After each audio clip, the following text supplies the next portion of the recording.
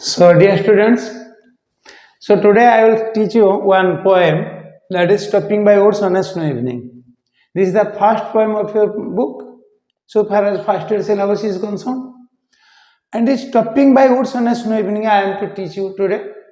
First we will come to the poem, then the topic, then the writer, that is the poet, then we will discuss the poem. Actually, the poem Stopping by Woods on a Snow Evening, it brought revolution when Robert Frost composed it. He first composed this poem in 1900. He first composed the poem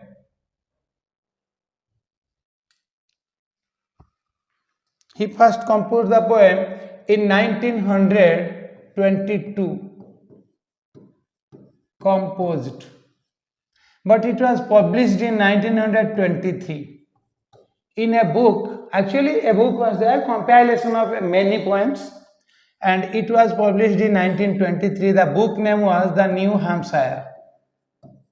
The New Hampshire. This was the book in which this poem was a part, and it was immensely popular throughout America. It was immensely popular, and the book also became so popular, and the majestic attraction was this poem. This poem was the majestic attraction. Actually, in 1923, this poem became so famous that that book also became so famous, and hence in 1924, he got the Pulitzer Award.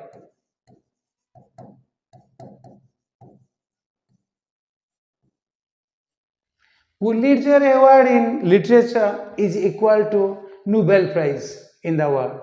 It was the most famous award that can be given. Actually, it is given on the journalism field, etc. But he got this prize in 1924. Then he went on becoming more and more popular. That is, he achieved more and more popularity, and he got Pulitzer Award for 4 times. He was the only poet to receive the Pulitzer Award 4 times. That was in 1924, in 1931, in 1937, then in 1944. In 1943, sorry, it was in 1943. He is the only poet in the literature world. He is the only poet to achieve Pulitzer Award for 4 times. And he was one of the most popular and widely acclaimed poet in America. Really, he was in England first. He was born in England and he composed poems, etc. But he was not popular in England. Then he transferred to America, and once he was there in America and started composing poems, he achieved immense popularity throughout America. And he was better known for using the colloquial speeches. Colloquial speech, you know, what the common people speak, what the common people use, the way the common people say, he uses this one. This is the reason why he reached in the grassroots level of the readers, and he achieved immense popularity throughout America, and till date he is one of the most popular poets in American history. Then we will now come to the poem Stopping by Woods on a Snow Evening. The poem itself is a small one, composed, that means the poem has only 16 lines, 4 stanzas, 16 lines. After the completion of the poem, I will tell you about the form and rhyme, rhythm, etc. of the poem. It is a very small poem, but a long title. It is a small poem with a long title. And people actually praise this poem saying the same line. Small poem with a long line, with a long title. Stopping by Woods on a Snow Evening. The poem is a small one, but never get biased. The poem is a very powerful poem. Anyone can interpret the poem in different ways. The way I will understand, another one will understand another way, another one may understand. That means if 4 teachers will come to teach the poem, they all will be different. Even though the theme may be same, but the way someone understands and the way someone interprets, the way someone presents the poem will be different from person to person, from teacher to teacher. And this is a poem, not only this poem, Robert Frost, of all the poems that he has composed, very small poems are also there. Of all the poems that have been composed by Robert Frost, the poem can be taught to a class 3 student, to a high school student, to plus 2 level student, to plus 3 level student, and at postgraduate also. At post-graduation level, the same poem can be taught different in a different manner. This is the power of the poems composed by Robert Frost. So easy, so simple, if you will accept. So complicated and so huge, if you will accept that way. So let's start. Stopping by woods on a snow evening. First, stop by. Check here. Stop by. Stop by is a phrase. Is a phrasal verb. You know, when any particle is added to the verb, it has different meaning. For example, suppose look, if you add at, if you add to, if you add out, if you add for, if you add into, that means look for, look into, look out, look at, have different meaning. Similarly, when by is added to stop, it means visiting a place for a short period of time. And it is always an unexpected one. So stop by woods means, that means someone visited the woods for a temporary period of time, for a short period of time, on a snow evening. Here, check here. Evening is a part of a day, and we all know, before evening we use the preposition in. But here it is on. Do you think it is wrong? No, it is right. In fact, when a part of a day, just in a generalized way it is mentioned, we use in. But when it is a particular part of a day, particular evening, particular morning, then we use on. This is the difference between the preposition in and on before the time.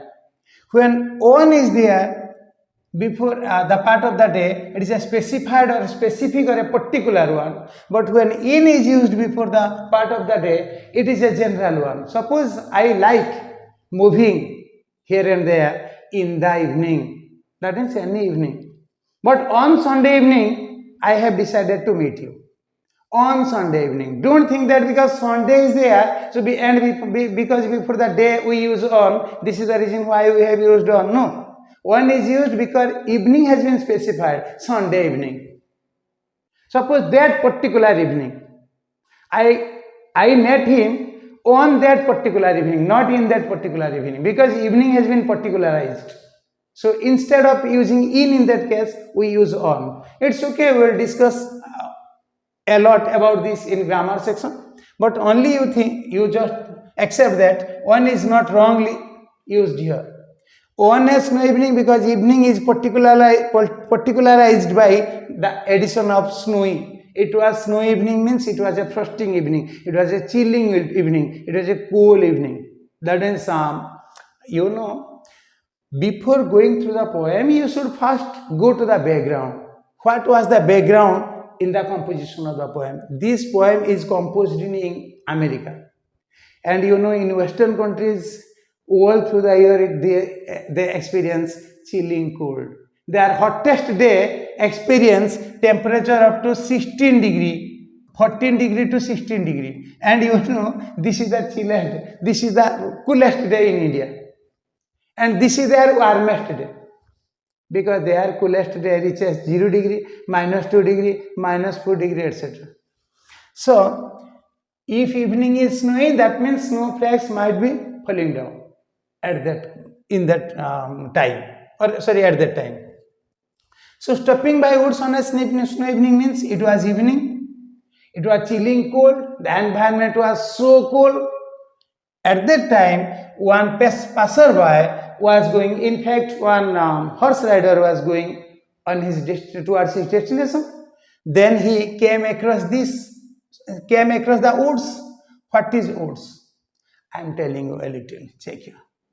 Suppose We have to think a little like thicket, then grove, then woods, then forest. Then woodland, then forest. And also one word you may think about a jungle. Jungle is not one scientific word, but it is accepted in literature. Let's discuss. Thicket means it is a small area with some bushes or undergrowth like this. Grove means a small area having tall trees of same kind. For example, you might have come across like things Ambotutta, mango grove, Talaboni, palm grove. That means if trees, tall trees are there of the same kind, that is grove. And woods and woodland and forest. Suppose this is a forest. This is a huge forest. Forest covers a large area and it cannot be created by human effort. But grove and woods can be created with human efforts, and woods may also be naturally created. You remember. That means woods can be created either by human efforts or naturally, but forest or woodland cannot be created by human efforts, or forest and jungle cannot be created by human efforts. They are naturally created. And forest and jungle covers a wide area, hugely wide area.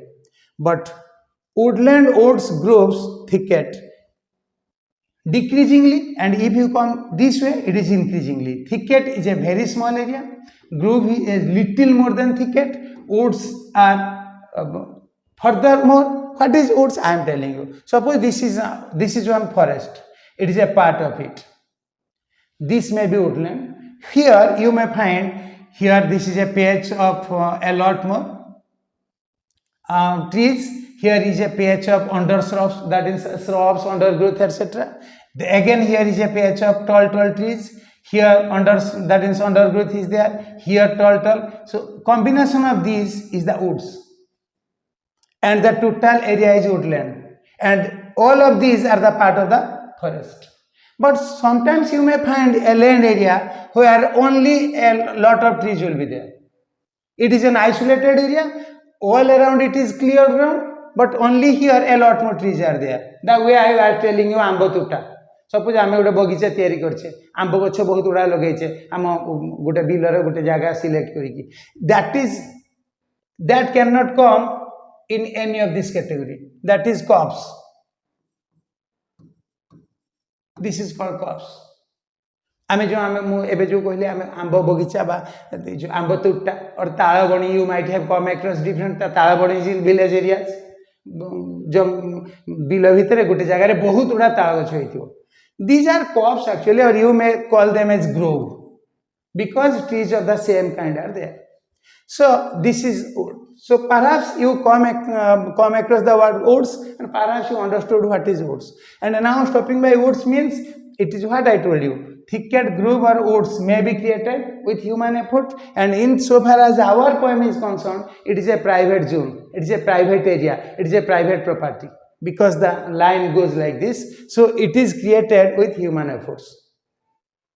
Stopping by woods on a snow evening. So now we have discussed about the title. The title suggests that one traveler, one passerby, one horse rider was going towards his destination. Then he was attracted by the woods, by the scenic beauty of the woods, by the mesmerizing beauty of the woods. He was fascinated, he was enchanted, he was greatly attracted towards the beauty of the woods, towards the natural scenic beauty of the woods.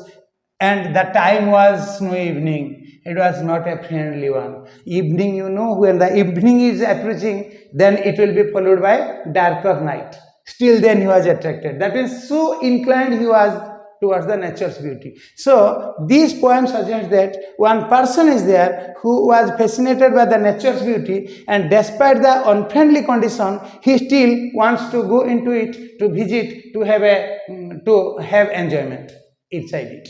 It's okay. This is the topic. Then now we will discuss about the poem. So far as introducing to the author and warm up is concerned, I don't think we should discuss about this, because in the process of teaching I will definitely tell all these things, like suppose is colloquial speech, I have already discussed about it, what has been mentioned here, perhaps the discussion revealed all these things or threw light upon this, and still then suppose you think so some parts are there you did not understand, then you may tell me, I will tell you, because so far as the poem narration is concerned, I don't think such thing. Still then you read. Robert, you read it, and if you have any problem, you may write in the comment box. I will definitely answer, because I don't think anything is there to be discussed now. We will now directly come to the poem. The poem has 4 stanzas. You know, so far as a poem is concerned, a poem is a little different from prose. A poem is a little different from prose. Prose is to read, but poetry is to sing. Prose is to know, poetry is to enjoy. Prose is to enhance the knowledge, but poetry is to enjoy more and more. It touches our heart when prose touches our brain. So poetry is something different, and a rhythm should be there in poetry. Rhyming scheme should be there in the poetry. We will discuss about this once the poem is completed. First stanza, then in prose paragraphs are there, in poetry stanzas are there, and I will tell you, a stanza may comprises 1 line, 2 lines, 3 lines, 4 lines, 5 lines, 6 lines, 7 lines, 8 lines, 10 lines, etc. So according to the number of lines that are there in a stanza, the stanzas are named differently. If a stanza has 1 line, here I am telling you, suppose here number of lines in a stanza, and here we will discuss name of the stanza.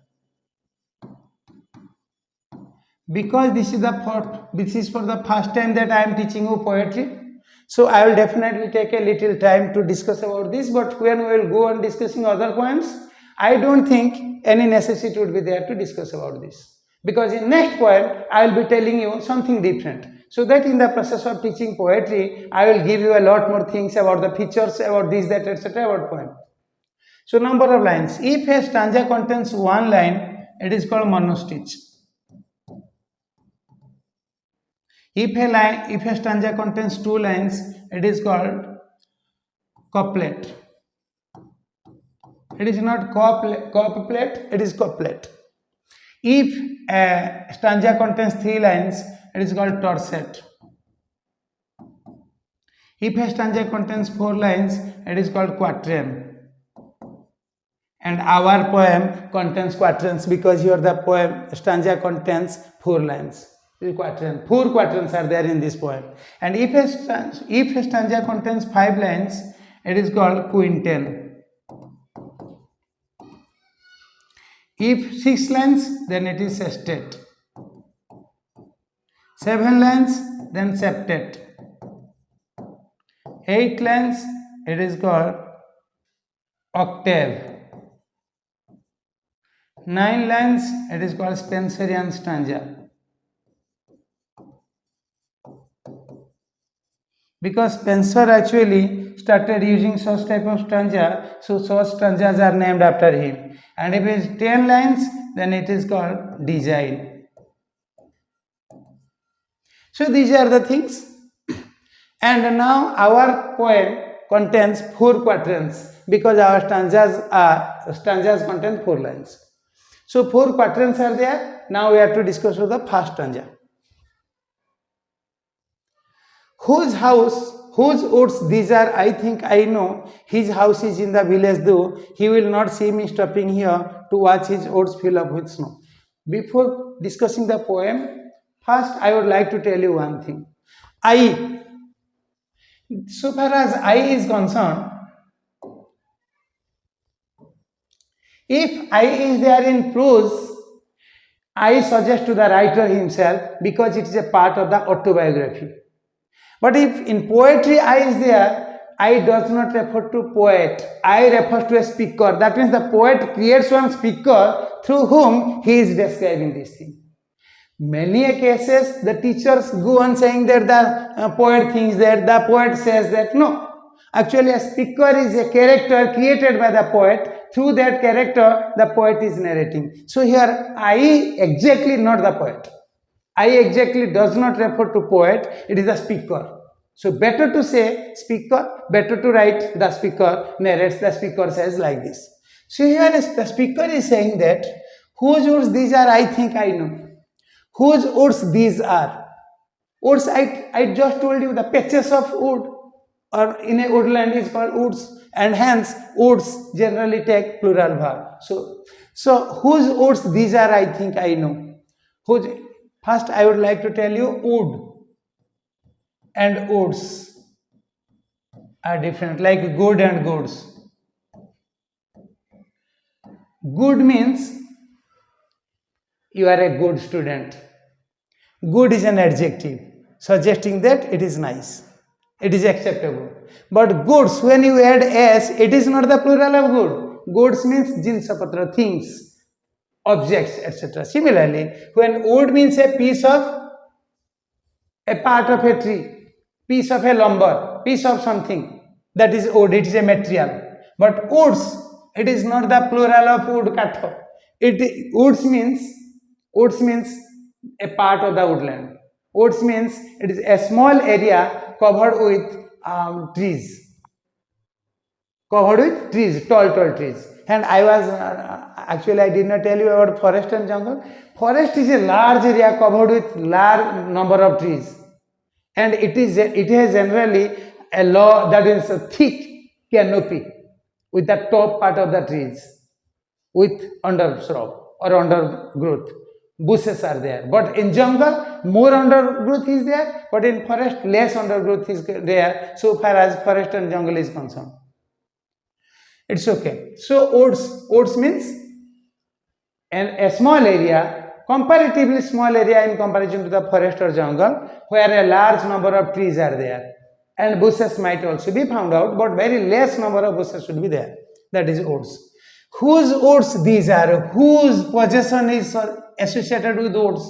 That means here the speaker actually makes it clear that it is a personal property.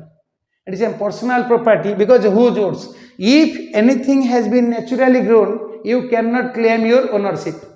But if someone is whose woods these are, I think I know, his house is, that means someone is the owner of the woods. So it is definitely a personal property. It is not the natural property. It is not grown by nature, but it is created by human efforts. I just told you earlier, woods may be created with human efforts, or it may also be created by nature, and it was created by human efforts because belongingness is there. Whose woods these are? I think I know. I think, check here. I think means you are sure or unsure. You are unsure. When you are unsure, you say, I think perhaps this is, because with I think perhaps is associated. But I know means concrete fact, you know for sure. Then what does it mean? I think I know. That means I am unsure, again I am sure. This is the part of the composition of Robert Frost. Robert Frost always creates such type of dilemma in all of his poems. This is called Frostian dilemma. This is called Frostian dilemma.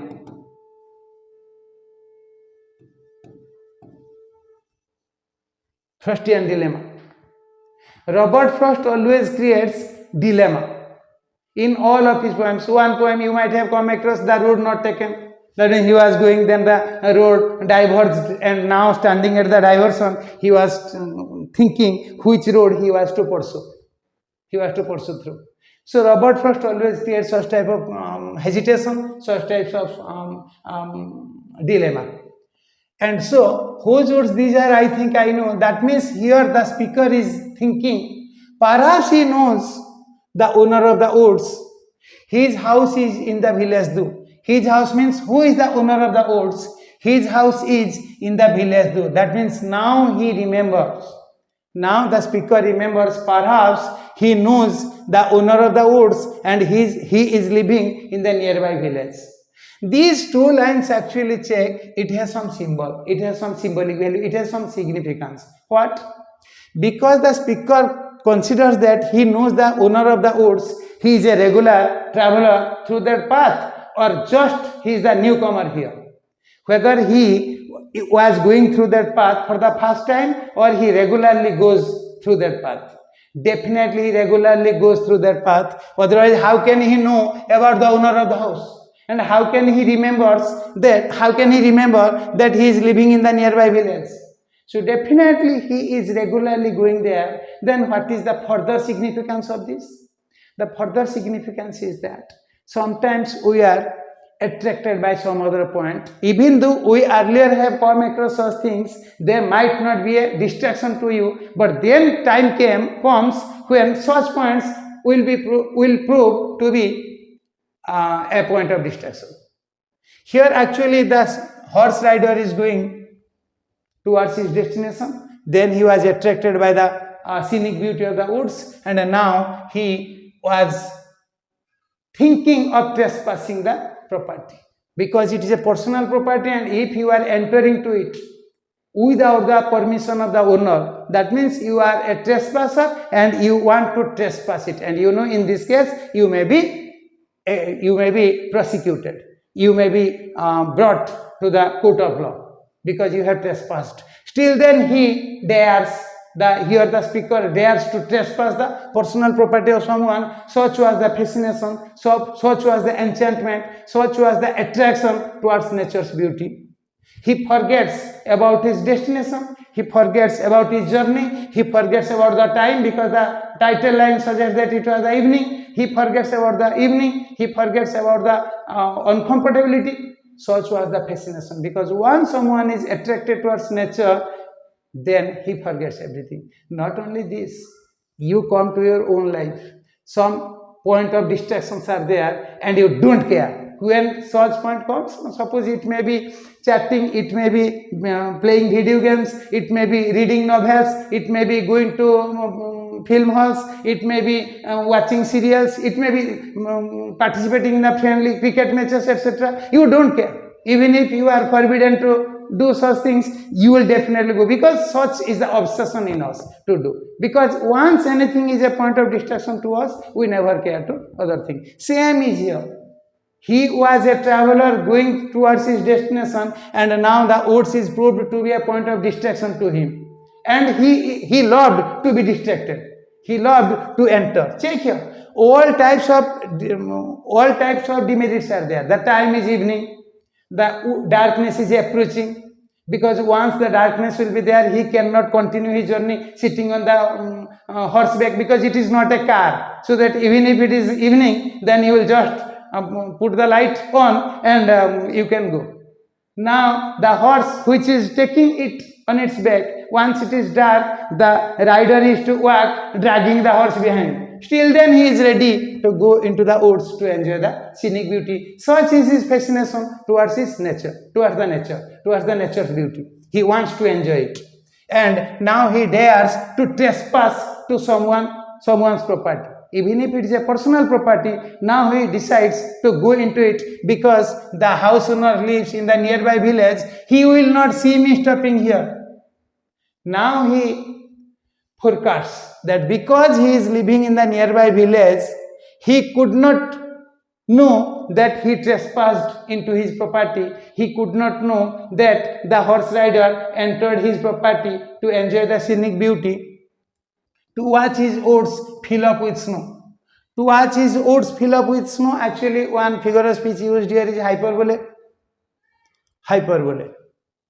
One figure of speech used here is, actually different figure of speeches are there. I will tell you once the stanza has been discussed. To watch his woods fill up with snow means, can the wood really fill up with snow? Do you think it is a bag and you are filling things into it? No. That means there is a continuous pouring down of the snowflakes. What do you mean by snowflakes? We also experience it sometimes, but here hailstones fall down. Hailstones. Such bigger, such tiny, and whenever hailstones fall down, we very often go out to pick a few and we put it in our mouth, we put it in a bottle, or like this we enjoy hailstones in different ways. But in Western countries, hailstones never fall. Such is the chilling cold in the surroundings that the snowflakes will be there. What is snowflake? If you will visit Jammu Kashmir during January, December, etc., January, then you can have the practical experience how snowflakes are so fascinating, so beautiful. Some flowery designs are there. If you will take one paper and collect the or gather the snowflakes and come into the room and check, all the snowflakes have different flowery designs. So beautiful they are, and they continuously fall down just like that way. Suppose ମୁଁ ଗୋଟେ ତମକୁ ଓଡ଼ିଆରେ example ଦେଉଛି, ଦି ଜଣ ସାଙ୍ଗ ତମେ ତକିଆରେ ଦି ଜଣ ପିଟାପିଟି ଲାଗିଛ, ଅଧଘଣ୍ଟେ ପରେ ବାପା ରୁମକୁ ପଳେଇ ଆସିଲେ, ତମେ ତକିଆ ରଖି ବସିଗଲ ଦିନ, ତମେ ବସିଗଲେ ସିନା, କିନ୍ତୁ ସେ ରୁମର ଯୋଉ ସରାଉଣ୍ଡିଙ୍ଗସ୍ କହିଦେବ ତମେ ଏଠି କ'ଣ କରୁଥିଲ, କାହିଁକି ତମେ ଚୁପଟି ବସିଗଲେ ସେ ଯୋଉ ତୁଳା ସେ ଯୋଉ ତୁଳାର ସବୁ ଛୋଟ ଛୋଟ ରେସା ଗୁଡ଼ା ସବୁ ରୁମ୍ ସାରା ଉଡ଼ୁଥିବ, ବାପା ପଛେ ଆସିଲେ ସବୁ ଯୋଉ ଉଡ଼ୁଥିବ ଜାଣିଦେବେ ତମେ ପିଟାପିଟି ଲାଗିଥିଲ ବୋଲି। ସେଇ ଯେମିତି ଦ ୱେ ଦ ସ୍ନୋ, ଏଇ ଯୋଉ the way the cotton flakes are flying in the air, ତମେ କ'ଣ ଭାବୁଛ ଏମିତି ଖାଲି ଉଡ଼ିଥିବ ସେମାନେ? they will float, but ultimately they will settle down on the floor. Exactly in the same way the snowflakes fly in the atmosphere, in the air, but at last they will fall down or settle down on the ground, and they are so soft. And now filling up with snow means now it is a snow evening, it is a chiller evening, the atmosphere was a little more cooler, and hence more and more snowflakes were falling down and enhancing the beauty of the woods. Woods naturally are beautiful, but enhancing the beauty of the woods further is just snowflakes are working majestically. Because snowflakes are continuously falling down on the ground, it enhances the beauty of the woods. And in order to enjoy that beautiful woods, now he has decided to get down from his horse and to enter the woods, even though he is aware of the fact that it is a personal property, the owner is there, but he is sure that because the owner would not come out in that unfriendly condition, in that unfriendly weather condition, the owner would definitely not come to visit his property. So now he would be safe by trespassing into the woods. Even though it is a personal property, now he decided that he was to enter into the woods just to enjoy the scenic beauty. And what are the figure of speeches used here? WW. Check here. If two neighboring words start with the same consonant, it is called alliteration.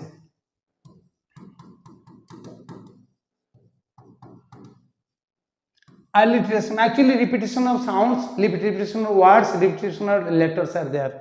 If there is a repetition of letter, it is alliteration. A repetition of sound, it is consonants. Repetition of words, maybe epigypsics, maybe dicoup. I will tell you all. Maybe dicoup, maybe anaphora, maybe epiphora or apostrophe. A lot more things, different things are there. We will discuss. But here, if two or more words start with the same consonant, it is alliteration. Check here, WW, then it is alliteration. Then I, if the repetition of vowel sound is there, it is called assonance. And if the repetition of consonant sound is there, then it is consonants. Actually here now, check here, I am telling you. Now I say Tom took to tea. It is a perfect example of alliteration because all the words start with T. But put the pot on the cot. It is an example of consonants because check here, T occurs at the end of the words. This is consonants. This is the example of consonants. And this is the example of alliteration. So here WW soft sound. Actually check here, what a miraculous composition it is. WW, here something his house, HH, here also C means SS. Here also oats with WW. Soft alliteration is there. It may escape the reader's mind. It may escape the reader's vision. Why soft alliteration is there? Check here the background. The snowflakes are falling down. It is so chilling cold. Everywhere it is so cold.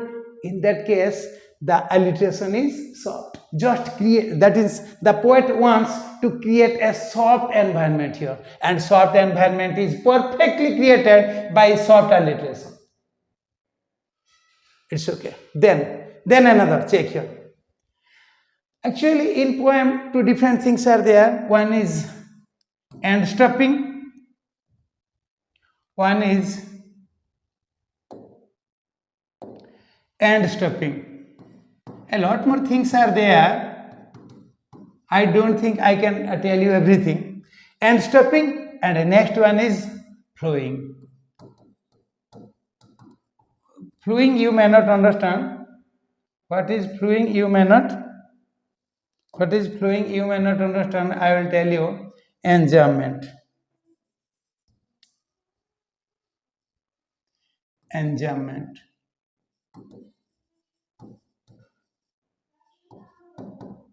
It is enjambment, but don't read it as enjambment. It is enjambment, as if B is not there.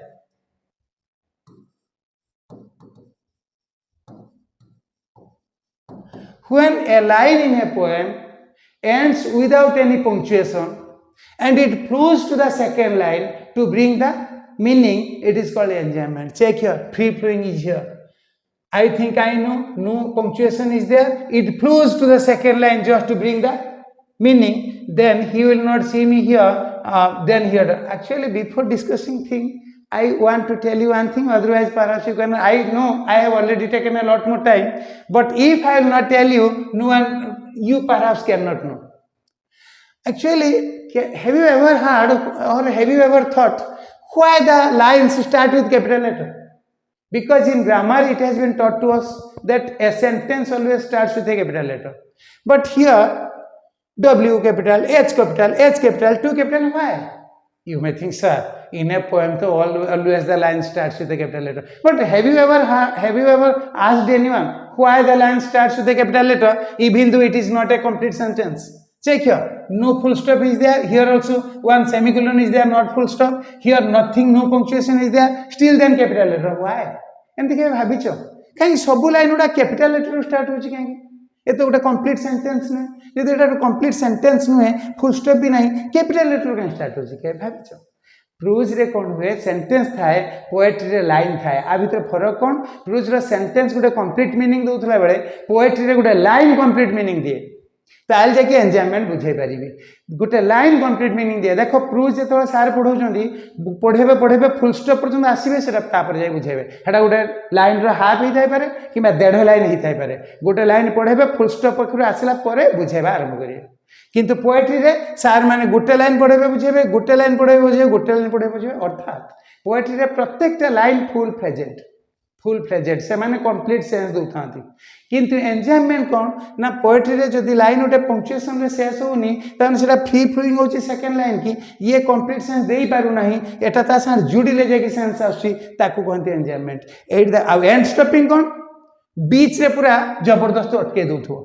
Eight देखो गोटे semicolon जब मारी की गोटे long pause कर देले eight गोटे full stop तो मारले एंड ऑफ द स्टांजा तो मार देबे एट देखो एटा फ्री फ्लोइंग एठी आसला एठी फ्री फ्लोइंग आसला एठी and stopping that means you have to stop here then end stopping that means free flowing end stopping free flowing that means chalo ferot ki ja that means a dwindling condition is there the speaker has the dwindling condition the speaker is in dilemma he is in hesitation whether to continue his journey or to stop there and if to stop there whether to enter it or not first se bhabuchandi otki bina nahi jodi otki gale bhitru ko pasibi ki nahi तुम तो ठीक लो सीधा भीतर पशो enjoy कर आसो ठीक ठिया कि जीविनी ता मालिक जापर कि ता मालिक तो गाँव में रोचे जापर पशि कि ना देख पार्छन केमती हेजिटेसन आसे हेजिटेसन देख फॉर्म में भी रिफ्लेक्ट हो फ्री फ्लोइंग स्टॉप फेर free flowing stop hesitation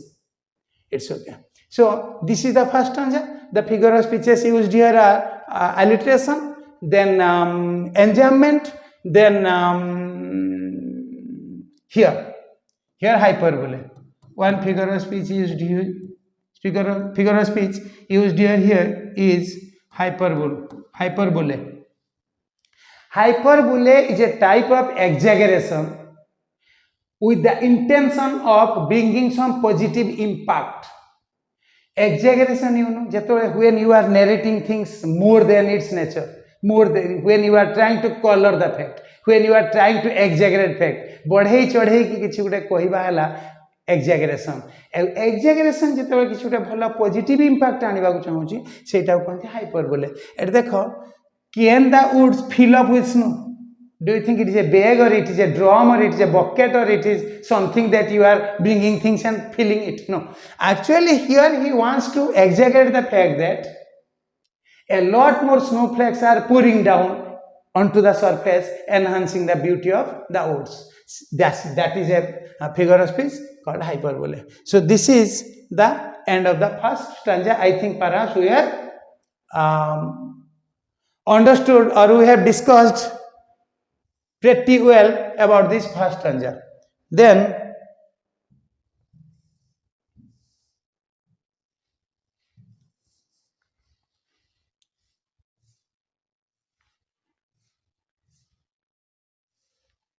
now coming to the second stanza.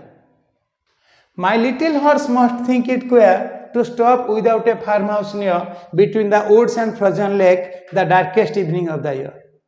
My little horse must think it queer. My little horse. Check here, little word is something. Little word is something that has different meanings. First, the horse may be a small one. The horse may be a small one in size, or you know, affectionately we also use little. Chuttu. Ame daku ketebale. Ame ketebale chuttu daku. Ame ketebale samchua asto. That means little word may be used affectionately to address the horse, or the horse may be a small one, a pony. A small horse is called pony. The horse may be a pony or maybe a small one. Or so it may be a small horse, or affectionately the poet, the speaker may be addressing the horse, because you know, and that is you are more attached towards the animals with whose service you are taking. You know, suppose you have a cow, your mother or some of the family members are so much attached to the cow. Similarly, because the horse is carrying him from one place to another, so he definitely is attached to the horse, so he might be addressing the horse affectionately, or the horse may be a small one. Must think it queer. Can a horse really think? One figure of speech used here is personification. A figure of speech used here is personification.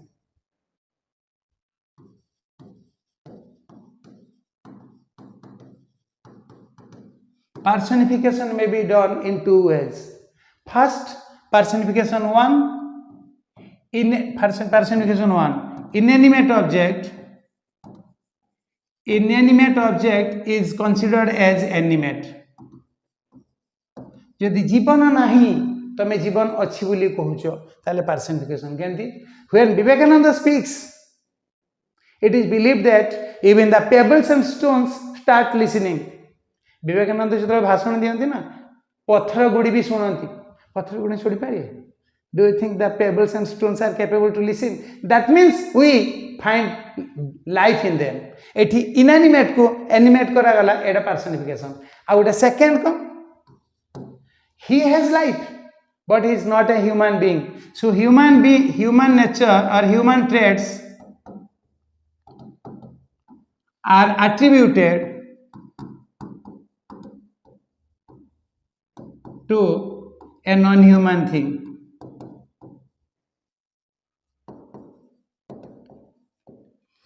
गोटे मनीष नुहे कि मनीष गुण आम ता भीतर देखा. Horse, do you think horse can think? Remember, once the animals start thinking, then the human beings will be the first species on this earth to be extincted, because we are the weakest of all. All other animals are stronger than us. Still then we are ruling over the world. Why? Because we are the human beings who are capable to think. We the human beings can only think. Otherwise, do you think a cow herd can watch 20 or 50 or 100 cows? No.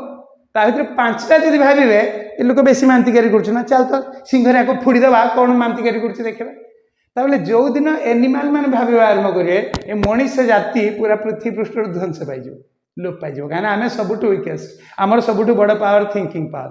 So horse can not think but thinking power और thinking is a human trait and this trait is attributed to a non-human thing, so it is personification. So in this case the second property is added, so that personification figure of speech is used in this line. My little horse must think it queer to stop without a farmhouse near. Check here in the first stanza what I told you, that and stopping and free flowing or enjambment was there, but here check, total enjambment is there, no punctuation mark is there at the end of the lines. That means now hastiness is there, hurriedness is there. The horse actually wants the rider to push on. Chalo chalo, eti kahin utkicho, pole chalo, eti kahin ame utkiche. Because why? You know, a horse is accustomed to stop where farmhouse is there, so that the horse can be fed and the owner or the horse rider can take rest. But now the horse finds no farmhouse near. In all around, no farmhouse is there, so the horse perhaps finds it strange. Queer means strange, odd. Queer means strange or odd. Now it is quite strange or it is quite odd for the horse to stop there, because no farmhouse is there, because on all previous occasions he has been accustomed in stopping with some provision to take rest or the provision of feeding, but there no feeding provision was there. The horse could not be fed and the horse rider also could not take rest. Then what was the purpose of stopping there? Because he did not have any inclination to the nature. The horse does not understand anything about nature, about scenic beauty, about fascination, about mesmeric beauty of nature. Actually, he does not have any idea about this. So he finds it quite strange and odd for the horse rider to stop there between the woods and frozen lake. Between the woods and frozen lake. That means at one side the horse is finding out, just searching out all around. He discovered on one side of the road. This line actually suggests that the horse rider is still sitting on the horseback and standing on the road. So now the horse moved around, searched around and found that on one side of the road it is a frozen lake. Frozen lake in the sense that the water has been frozen. That means because of the chilling cold, the upper surface of water has turned into ice, and at another side of the road the woods are there filled with snow. That means it was snowing, snowflakes were pouring down, and even the upper surface of the water in the lake has turned into ice. And now the horse could not find any reason why the horse rider stopped there. The darkest evening of the year. The darkest evening of the year may suggest to winter solstice. Winter solstice is December 22. This is the longest evening. This is the longest day of, on this particular day, the sun is the farthest from the earth. And this is the longest day, longest night. Because from that night, the night will start decreasing and the day will start increasing. Then summer solstice is there. From that day, the day will start decreasing and night will start increasing. Amar भी एटे राति बढ़े दिन कमु थाए शीत दिन रे गोटे दिन आसीबो जो दिन पाखरु राति कमी कमी चलिबो दिन फेर बढ़ी बढ़ी की चलिबो. तो एटा सेमती perhaps he is referring to winter solstice, or it also may have different meaning. The darkest evening of the year may be the total life, and the darkest evening may be a particular occasion, and darkest means the strangest. That means on that particular moment, the horse rider just failed to decide what to do, whether to continue the journey or to go into the woods to enjoy the mesmeric beauty, enchanting beauty, because he was already fascinated, but till now he is sitting on the horseback, still deciding whether to continue the journey or to go into the woods to enjoy the scenic beauty. Such was the confusion in him that it was the most confusing moment for him to decide what to do. तमें जान आम जीवन में एमती बेले बेले हुए एकदम गोटे बड़ प्रॉब्लम माने आम कन्फ्यूज हो कौटा करवा जमती कि तुम बर्तमान मैट्रिक परीक्षा छुआ देच तो मैट्रिक परीक्षा पर बर्तमान तुम कॉलेज रे एडमिशन हम कौ कॉलेज रे एडमिशन नवा आम बर्तमान कॉलेज सॉर्ट आउट करदे 1 2 3 4टा कॉलेज ता भितर बाछी बाछी के आम कौन प्रकार 2टा कॉलेज सॉर्ट आउट करदे यही 2टा भितर कौटा रे पढ़ा एबे एकदम बर्तमान मोस्ट कन्फ्यूजिंग टाइम कौटा को सिलेक्ट करिया এটা খালি নুহে মনে করছো +2 সায়েন্স তুমি পাস করিও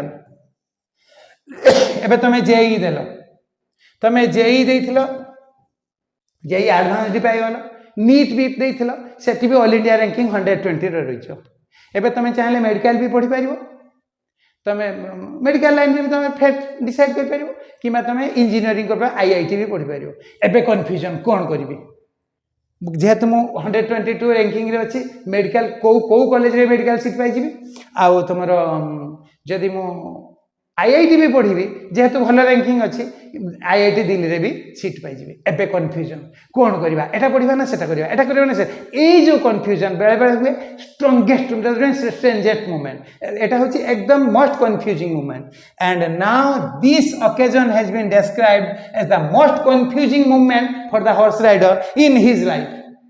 Suppose the total year is the symbol for the whole life and the evening is a particular moment. That moment was posing some confusion to the horse rider just to decide what to do, whether to continue his journey or to go to the woods, go into the woods to enjoy the scenic beauty.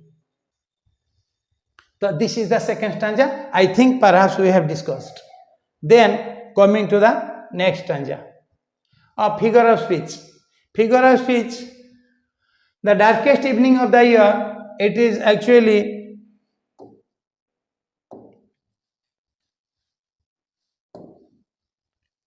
the darkest evening of the year. This is symbol also, metaphor also. What is metaphor and what is symbol? When you are comparing something with another without using any as or like, it is metaphor. When you are comparing two unlike things using as or like, it is simile. For example, Prithviraj Chauhan fought in the battlefield like a lion. Prithviraj Chauhan singho parika yuddha karanti. That means Prithviraj Chauhan's bravery has been compared to that of a lion, and we have used like. It is simile. It is simile. SIMILE, simile. But Prithviraj Chauhan was a lion in the battlefield. We are comparing his bravery to that of the lion, but no as or like is used here. So Prithviraj Chauhan is the lion in the battlefield. In the battlefield, it is metaphor. So here, your darkest evening is a metaphor for the most confusing moment, and here is a metaphor for life. It can also be called symbol, because if other than the literal meaning you are getting some words as a symbol to represent another thing, that is also a figure of speech called symbol. So this line, the figure of speech may be symbol or metaphor. Then between the woods and frozen lake, to stop without my little horse must think it queer. It is the personification I told you. Then to stop without a farmhouse near, between the woods and the frozen lake, the darkest evening of the year, symbol. And here all through these enjambment is used. And what is enjambment? I just told you, if any line ends without any punctuation and it flows to the second line to bring the meaning, that is called enjambment. So throughout the stanza, enjambment is used. Then next stanza. He gives his harness bells a shake to ask if there is some mistake. The only other sound is the sweep of easy wind and downward flake. I know I have already taken a lot more time. He gives his harness bells a shake. He, that means the speaker. Sorry, no. Here he means the horse. The horse. So he gives his harness bells a shake. Here also one figure of speech used personification. Here also one figure of speech used personification. Because for horse we use the pronoun it, but here the pronoun used here for the horse is he, so it is personification. He gives his harness bells a shake. That means now the horse wants to drag the attention of the horse rider. The horse now searched everywhere out. He did not find any favoritism to any logic for stopping there, because no farmhouse is there. So he neither could be fed nor the horse rider could take rest. So if none of the provisions are there, then what is the purpose of stopping there? So he now considered the stoppage of the horse rider as an error, as a mistake. Perhaps mistakenly, absent-mindedly, the horse rider had stopped there. So now he wants to drag the attention of the horse rider towards his error, towards his mistake. Whether he was absent-mindedly, whether he absent-mindedly stopped there, just in order to make the confirmation from the horse rider, he wants to drag his attention. But the horse could not speak. So now he is shaking his bell. Shake means, this. You are shaking. That means try to move something. So harness bell, harness, actually a lot more time will be spent to discuss about harnessing. Harnessing opposite hochi wild. Suppose तुम घर देखो गोटे छोट बाछुरटे बढ़ी जिते बलद है सीधा जाके हल करदेव सीधा कौन पलाण सब जिनस बही पार पिठे ना घरे पचार ताकू हार्नेसिंग कराए माने ताकू गोटे जगह खुंटर बंधा जाए मन से हल कर आगे ता बेकर गोटे बाउंस पकईकी एटी कि गोटे बुरा उड़ेकी बांधदेवे सी एमती भिड़ी मुड़ी हम ये सी हम किसी दिन 5-7 दिन से खाइब से रही बंधा है 5-6 दिन पर तार एटा अभ्यास हो आउ सल सल डाक ना तापर नहीं हल कर सीधा नहीं से बाछुटा बढ़िया बलद होती फटाकटा होती हल कर लगी से हल फल भांगिकी निजे खांडिया खबर हम जे हल कर भी खांडिया खबर कर घर धरजी दी जण जाक तो हार्नेस करा पड़े सेमती गोटे घोड़ा को लेकिन गोटे छोट घोड़ाटे बढ़ी बड़ है सीधा ता पिठे बसिले होनी से सब ग्रूम अच्छा से पिठे आगे बसवे ता पिठ सल सल लगे सी छाती पाटी हम ठिंगा फिंगा कर कौन मैंने कौन कर किंतु सी सेमती जबरदस्ती माड़ी बसिकी ता पिठे बस तापर तार अभ्यास होगा जेकोसी लोक ता पिठे बस पार ये हूँ हार्नेसिंग प्रोसेस ये हार्नेस बेल्स माने ए बलदटा आमर करवा लगे आम कि बांधि दो घंटी देखो तुम बिराड़ी जदि अच्छी गोटे छुटिया घुंगुरटे बांधि दिखती कि बलदटे अच्छी देख घरे पचार कि पितल घंटी थाए आम घरे देखी बहुत गुड़ा घंटी थी आजिकल अच्छी कि जाननी तो से घंटी सब बेकर बांधि दिखती आगुरी सब घरे पचार तुम जेजे बापा जो थे आगुरी बलद को लेकिन सब कलई पिठे पकईक आणती एवं तो रिक्शा ट्रैक्टर ट्रक सब वही आणुचे आम किंतु आगुरी से बलद मैंने बहुले से समय बेकर गोटे घंटी बजा से चले टंग टंग टंग टंग डाक that is harness bell now because the horse is a pet animal और because the horse is a harnessed horse so one bell is there tied around its neck. So now the horse is shaking the bell. Why? This sound may drag the attention of the horse rider to know whether it was an error to him to stop there. ये बर्तमान घंटी हल्ले दूची पचार लगे मालिके ये जो अटकीच ठीक से ना नुहे टी भाविल देखा तो एटेंशन को आने लगी कुआड़े से एबसेंट माइंडेडली ठिया होती तेणु घंटीटा हल्ले दौरान he gives his harness bells a shake to ask if there is some mistake that means now he wants to know एटी फेर देख फ्री फ्लोइंग फेर एंड पॉइंट फेर फ्री फ्लोइंग फेर एंड स्टॉपिंग एमती कहीं देख ये विचार कन्फ्यूजन सहित फेर पुषण ये घोड़ा बर्तमान चाहूँगी पलि चल कि मालिक तार हॉर्स राइडर कि चाहूँगी ना मुझे भितर को जी तेणु ये देख केरकम तार form केरकम स्टांजाटार he gives his harness bells a shake to ask if there is some mistake that means now the horse is shaking the bell just to ask his master whether it was an error for him to stop there because no resting provision is there, no feeding provision is there. Then what makes the horse rider to stop there? The horse himself was confused.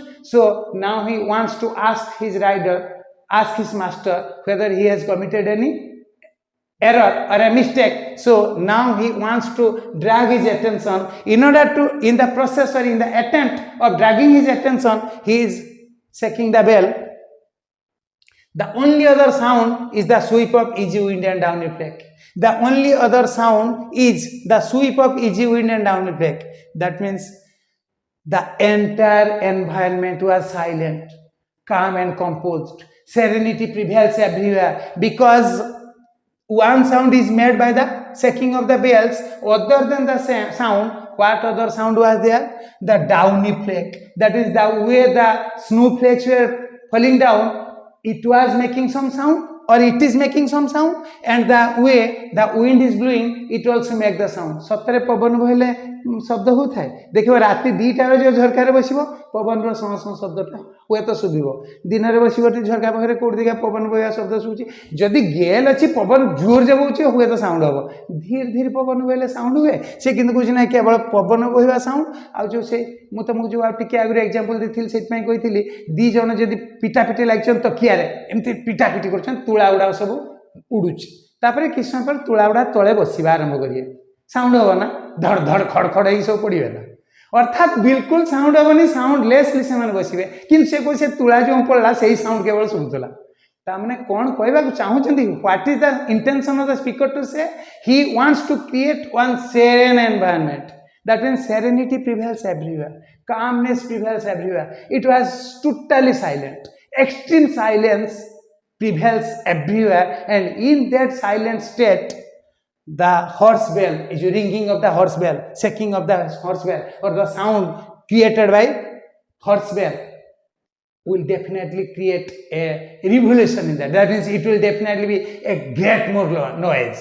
এই সব এতে serenity ভিতরে যে সে বেলটা বজে দেলা গোটে বহুত জোর ধুমধড়াক sound বা গোটে বহুত নয়েজ ক্রিয়েট করিয়া পরিকা হচ্ছে না না. এইটি গোটে ফিগর অফ স্পিচ এই যে পার্সনিফিকেশন কু ছাড়িকি ওনোমোটোপোইয়া ONOMOTOPOEIA onomatopoeia. Onomatopoeia is a figure of speech. That means figure of speech or rhetorical devices. That means if any word sparks your sensation, sparks your sensual organ, or sparks your sense organ. It may be hearing, it may be feeling like this.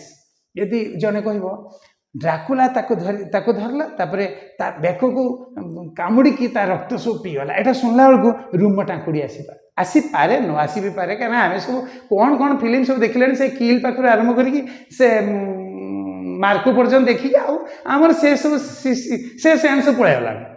तो जहाँ भी हो ये भी गोटे ओनोमेटोपोइया. तो ये bell sound सुनला मात्रे a tingling sound or tinkling sound, tung tung tung tung tung tung tung tung sound comes to your mind or not. So it is one figure of speech, onomatopoeia.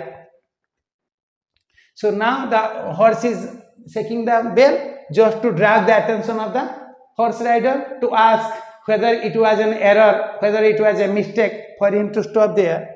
The only other sound is, that means these two lines brings serenity. Actually through this line the speaker wants to say that extreme silence was prevailed. The environment was so silent that, the environment was so serene that the slightest of the sound, the softest of the sound was supposed to be or is supposed to be audible. एकदम छुट्टिया sound भी शुभुची. कहर मान होची पूरा silent थिला परिवेश. पूरा परिवेश साइलेंट भितरे जो जने बेल बजेबो जन चमकी पड़िबा ना ना. ता माने दिस साउंड यू एटा कहयो से कोन चाहउछंती घंटी उडे बोला केडे जुरा साउंड होथबो कि ना. एकदम साइलेंट सिचुएशन रे से घंटी रो टिंग टिंग शब्द भी पूरा जन को चमके देबो. Because the environment was completely serene, this soft sound was enough to drag the attention of anyone else, because the total environment was extremely silent. The odes are then coming to the last stanza. The odes are lovely, dark and deep. The odes are lovely, dark and deep. But I have promises to keep, and miles to go before I sleep, and miles to go before I sleep. And the odes are lovely, dark and deep. Now the odes, the first odes that has been mentioned in the very first stanza at the beginning, the oaths that was projecting or that was providing mesmeric beauty towards which our writer was greatly enchanted or fascinated. Now the oaths are lovely, obviously lovely, dark and deep, lovely, dark and deep. What does it mean? These are the symbols in fact. Lovely means, you know, any point of attraction is a lovely one or not. We all are distracted towards something. These are attraction for us, but when we will consider about our destination, about our life journey, then these attractions are nothing but distractions. They deviate us from our proper path. So the woods are lovely. All the distracting points or the deviations are lovely to us. Otherwise, why should we get fascinated towards it? But then we will be fascinated and will go on doing. But at last, consequently, we will realize that seta jo kali bahut bhule gala. So the woods are lovely. That means all the points that mistrack you, that put you away from the proper track, that deviates you from your mission, from your journey, from your life journey, from your destination. They are lovely. So that woods are lovely means greatly attracted. Dark. Dark means mysterious. What we don't know. Check, because light is here, we can see anything. But if darkness prevails everywhere, nothing is visible. So everything will be mysterious or not. What you don't know, that is mystery. What you know, that is knowledge. So now the woods are dark. Dark means the point of deviation through which you are deviated. जो point तुमको distract कर तुम लक्ष्य स्थल सेगुड़ा सब mysterious भाव कि छुआ भितर जो मैंने खेल खेल के अनेक समय नष्ट कर देती परीक्षा आसिले जानती ना अरे बहुत समय नष्ट कला कि जो समय से खेलुव से समय से बहुत कि लवली थी डार्क इन द सेंस से निजे जानती खेल एत समय चलज ना आ गोटे एग्जांपल देवी जो मैंने ऑनलाइन क्लास कर जो ऑनलाइन क्लास कर गोटे मेसेज पॉपअप करगला तुम भाव टिके खाली ना मेसेज कर दिए तापर मुझे पलि आसमी क्लास को टिके मेसेज रे से मेसेज गोटे को आ गोटे मेसेज एमती गोटे सीन से क्रिएट हम से घंटे 2 घंटा चलते क्लास पूरा खत्म आहरी गोटे क्लास भी सरी कह हे मोर ये क्लासटा कर so the woods are dark and deep deep means the more you go दलदल जिते भितर को पशो से भितर को धसब तो the woods are deep means point of distractions are so fascinating you will be lost in it the more you try to explore the more mystery it will provide you it will project you simply can not explore it तुम या पूरा खोलिक देखिपार तुम पूरा जापर प्रकृत कौन that means point of distractions are always deep deep means you will be lost in it you think for example suppose he believes that he will go into the woods enjoying a little he would come back then he will continue his journey one knows once he enters he will be lost in the mesmeric beauty he would be lost in the scenic beauty and how much time he would spend there he himself could not know so the woods are deep but I have actually if I'll go on narrating this a lot more time will be needed and I have already taken a lot more time so I don't want to waste any further time here so the woods are lovely dark and deep but I have promises to keep now only the speaker realizes his life journey he realizes his destination he now considers all of these things as point of distraction because he has to continue his journey he has to stick to the path he has to put himself on the proper track and once deviated he does not know whether he could manage or whether he can manage to come back and put himself on the proper track थरे जदि आम misguided हो जाऊे मिसट्राक हो जाऊे आम निजे भी जाने आउ थे से ट्रैक को आसपार कि ना कहीं आमको से जगह पहुँचे पार कि ना so now realization came to him that he has promises to keep here promises actually promises means a lot more responsibilities so you may consider it as symbol you may consider it as metaphor for responsibilities that means now a lot more responsibilities we all have As a student, you have certain responsibilities. As a teacher, I have certain responsibilities. As a papa, he has certain responsibilities. As a son, you have certain responsibilities, or daughter, you have certain responsibilities. As a brother, you have certain responsibility, and you, as a sister, you have certain responsibility. Everyone has some responsibilities. Mother has certain responsibilities, and now he has, because he is a human being, so I here stands for the speaker, the horse rider. The horse rider now realizes his responsibilities that are to be kept. He is to fulfill certain responsibilities. And miles to go before I sleep and miles to go before I sleep. These two lines were the most favorite lines for Jawaharlal Nehru.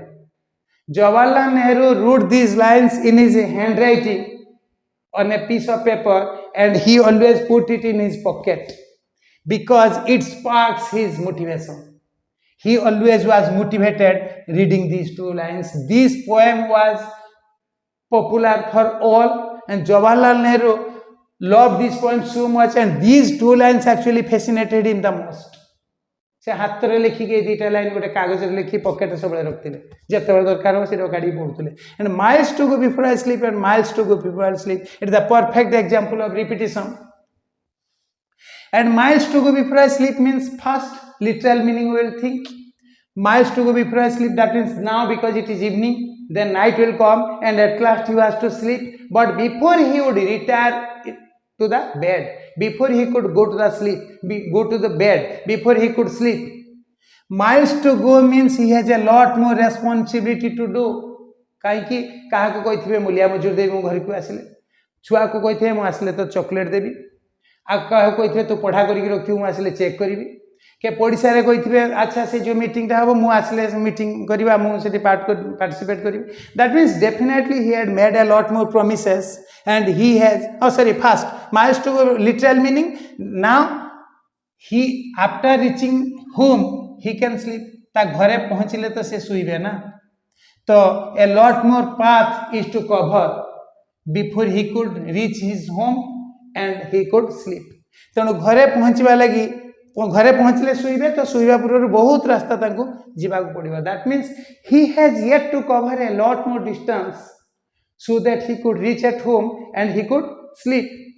And also it means he has a lot more and miles to go before I sleep. Sleep here means the permanent sleeping. That means when we die, before death. Before I sleep means before I die. Miles to go means I have a lot more responsibilities to handle. I have a lot more promises to keep. I have lot more things to be done and I have to cover a lot more responsibility or lot more things. मरिबा पूर्वरु बहु चाली भी न पड़ी भी थकी मुदिबा आगरु आखि अर्थात सोइबा आगरु चलथिबी किंबा मरिबा पूर्वरु बहुत काम मते करिवार अछि ए कथा से कहूची that means such lines remind us that we have to do a lot more things before we die because we all have been created by God with a purpose to meet, and in order to make our life purposeful we need to make our life action oriented, and after doing a lot more action, after utilizing all the time that has been bestowed upon us or we are blessed with, we have to make the best use of all this time. Then only we will make our life purposeful, we can make our life solemn, we can be immortal long after our death. Check, Robert Frost died many years before. He was born, Robert Frost के बारे में कहला मैं टिके छाड़ देली. Robert Frost was born on 26. Robert Frost was born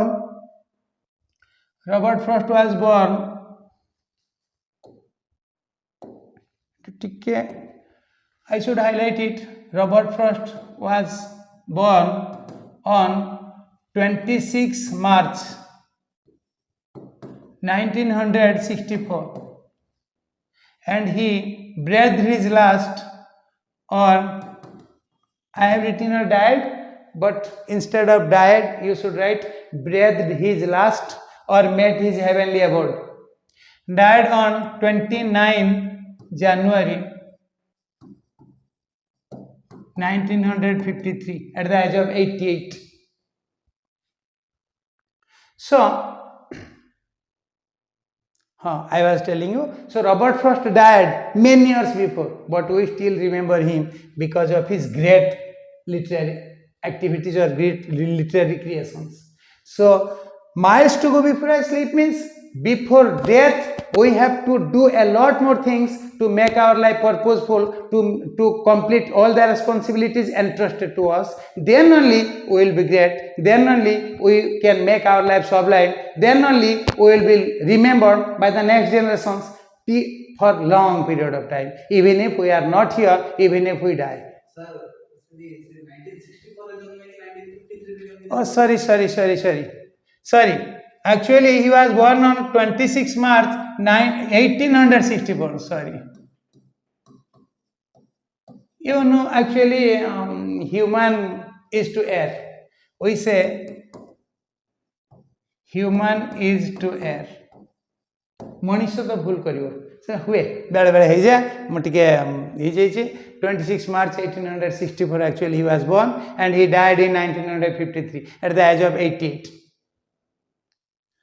And he was a great poet, obviously. And so this is the thing that we have discussed. I think perhaps you understood all these things.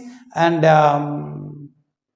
if any problem is there, suppose पिला माने मो ई class टाको तुमको English रे नेली देखो English टाको English से पढ़ाइले लाभ अच्छी कहीं at last you have to write everything in the exam hall in English जदि सार तुम इंग्लिश से शुणव जी बुझ बिलीव मी मु तुमको गारंटी दूची after taking a lot more classes and after listening for a longer period of time to a teacher time will come very soon the time will come you can not understand or you can not realise whether the teacher was teaching in Odia or English देख जदि गोटे सारे आ करके अटकी अटकी पढ़ाऊँ रही रही पढ़ाऊँ हे तो तुमको इंग्लिश के भल लगे किंतु इंग्लिश टाक जब जन ओडिया परिका कहीकि पढ़ाऊँ exactly one language is using the way you are using Odia I am using English ताले डेफिनेटली वेरी सुन तुम डिस्कवर कर ना इंग्लिश पढ़ाइले किसी असुविधा नहीं तुम निजे कह बसा इंग्लिश से पढ़ा आम आराम से बुझे